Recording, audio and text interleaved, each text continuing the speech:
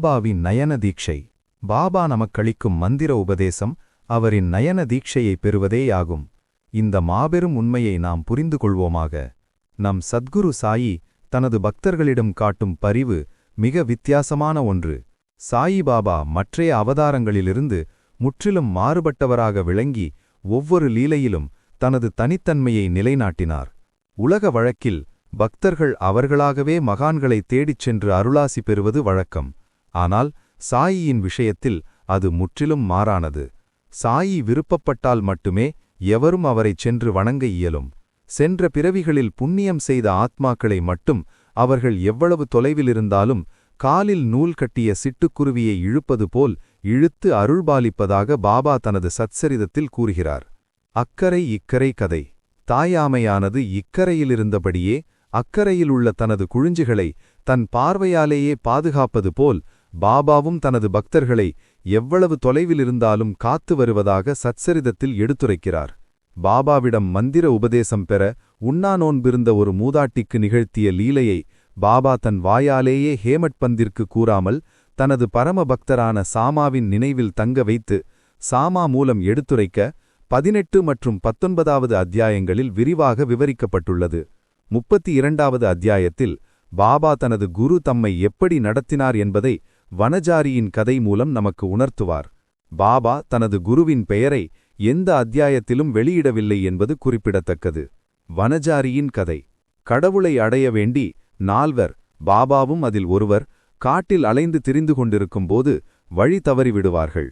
அப்போது ஒரு வனஜாரி எருமை மாட்டின் மீது தானிய மூட்டைகளை ஏற்றி வந்து வியாபாரம் செய்பவர் அவர்களை சந்தித்து 3 முக்கிய உபதேசங்களை கூறுவார். 1. எந்த விஷயத்திலும் வழிகாட்ட ஒரு குரு எப்போதும் தேவை. 2. வெறும் வயிற்றுடன் எந்த லட்சியத்திலும் வெற்றியடைய இயலாது. 3. உணவே வெற்றியின் அடையாளம்.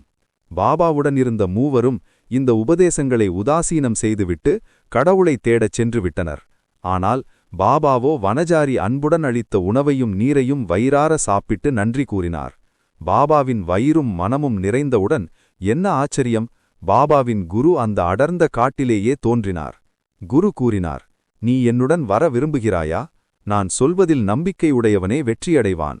பாபா உடனே ஒப்புக்கொண்டு குருவின் பின்னால் சென்றார்.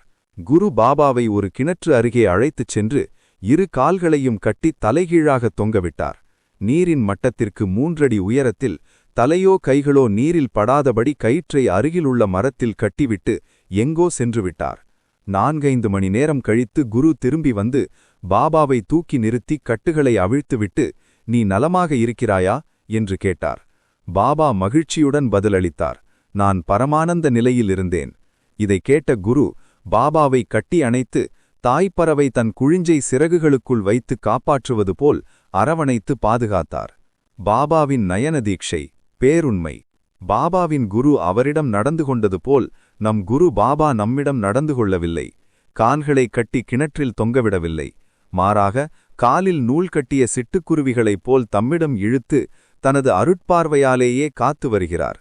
19வது அத்தியாயத்தில் திருமதி ராதாபாய் தேஷ்முக் பாபாவின் அமுத வார்த்தைகளை கேட்டு தெளிவு பெற்று உண்ணா நோன்பை கைவிட்டு பாபாவின் கைகளால் பழரசம் பெற்று குடித்து பேரானந்த நிலையில் முக்தியடைந்தார்.